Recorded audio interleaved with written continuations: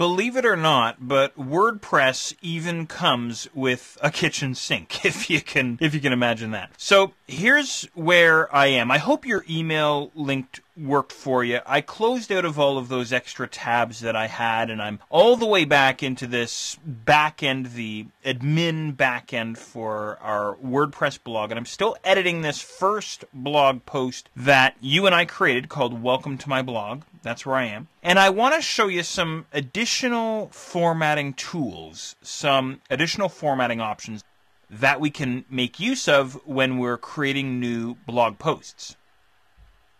And all of this is going to make use of the kitchen sink toolbar, as it's called here in WordPress. I'm just going to scroll down just a little bit inside my interface here, and the very last item inside the formatting toolbar here, this guy right here, show hide the kitchen sink. Go ahead and click on that guy, and lo and behold, you're given an additional toolbar. So this kitchen sink button here is really just a toggle. Click on them, and that will allow the additional toolbar there, the kitchen sink toolbar, to show and hide. It's a toggle. That's the idea, right?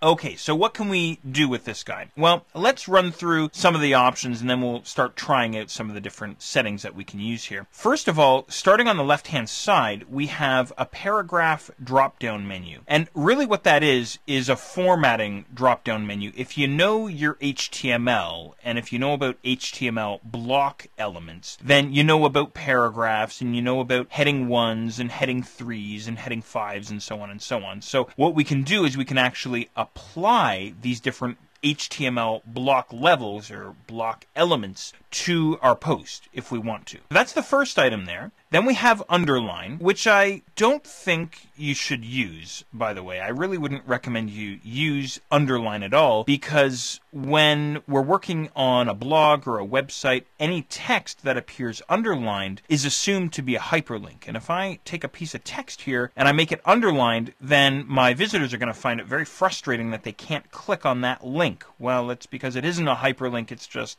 underlined text, right?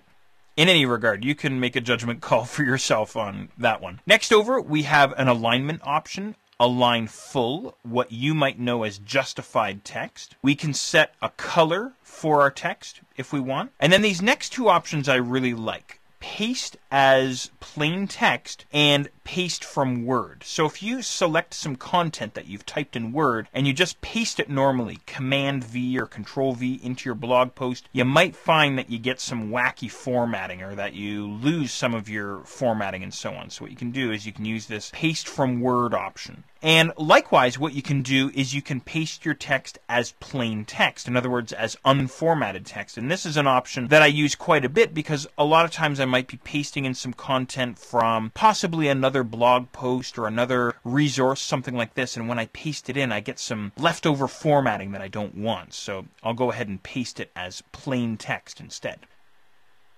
The next option over is going to allow us to remove formatting, any kind of formatting really that you have. It could be some italicized text perhaps, or some text that has some other formatting on it. You can just use that remove formatting option there on your toolbar. I suppose that's supposed to look like a little eraser there, but anyway, that's the idea there. We have an insert/edit embedded media, and we'll talk a lot about working with media during our time here together, but we can certainly add in some media there. This next guy here I love, insert a custom character. Let's go ahead and do that. I'm just going to scroll down here a little bit, and maybe what I'll do is below the last line inside my blog post, I'll type in here, please remember this content is 2010. Now that doesn't make a whole lot of sense, right? Unless we put a copyright symbol before the year, right? So how this would work is you'd place your cursor where you want that special character, that special symbol to show up. And if you've been wondering about creating accented characters or including accented characters, symbols like trademark symbols and copyright symbols and so on, this is exactly what we're talking about here. So step one is you'd place your cursor where you want that symbol, that special character to show up. Step number two, click on this fella right here on your kitchen sink toolbar, and that'll bring up this screen here, this dialog box here, and we go and find that character that we're after. Again, an accented character perhaps, or some kind of a symbol,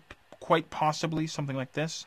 or a copyright symbol, just like that. And all we do is we just single click on it. That adds the symbol into our post. I'll just put a space after that, something like this. That's all there is to it. It's very easy to work with. So hopefully all good. All right, next up we have our outdent and our indent buttons there. You can use those guys. And if you've been wondering about undo and redo, well, there they are, right there on your kitchen sink toolbar. And then last but not least, we have our help. Okay, I want to show you one quick thing here. I'm going to make a couple of changes to the blog post here. Well, really just one sort of fundamental change. Where it says will also be, I want to change that just a little bit. So what I'll do is I'll select that space just before the word wheel, and I'll get rid of it there, and then I'll just hit enter. And then what I'll do is I'll take this sentence here and I'll reformat it. Right now it's formatted as a paragraph. I'm going to go and change that. Maybe I'll make it a heading 3, something like this. All right, now let's go and see what we wind up with. I'll just scale down my browser window here so we can see what's happening. Let's go and save our draft.